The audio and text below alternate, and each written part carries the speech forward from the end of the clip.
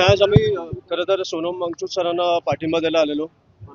Land झाल्या आम्हाला कळलं की त्यांची प्रकृती बिघडलीमुळे त्यांना हॉस्पिटलला न्यायला लागलं. पण जसं आम्हाला व्हिडिओज दिसायला लागले की 4-5 लोक आली सिव्हिलमध्ये आणि त्यांनी सांगितलं की आम्ही डॉक्टर आहोत, चेकअप करायला आलोय. ते काहीतरी सफेद पडदा घेऊन आले, सगळ्या प्रोटेस्टर समोर तो पडदा ठेवला आणि त्यांना उचलून घेऊन गेले. त्याच्यामुळे हा आपल्या लोकशाहीसाठी खूप घातक दिवस आहे.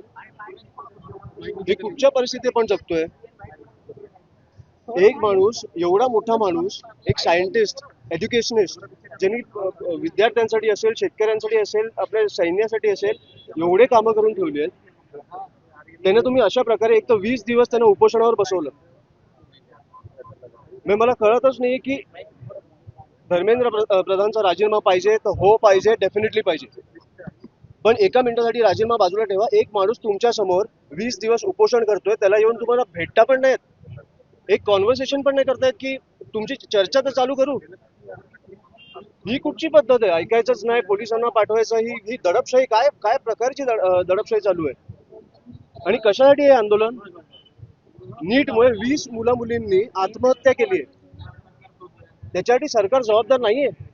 आपल्या इकडे अकाउंटेबिलिटी कोणी आन्सरेबल नाही राहिले म्हणजे कुठच्या राज्यात जगतोय आपण, कुठच्या देशात जगतोय आपण? तर त्यांनी म्हटलं, पोलिसांचं असं म्हणणं आहे की उच्च न्यायालयाने आम्हाला सांगितलं होतं आणि त्या निर्देशांचं आम्ही पालन करत अशा प्रकारे तुम्ही प्रोटेस्टर्सवर हात उचलताय, त्यांच्यावर धक्काबुक्की करताय.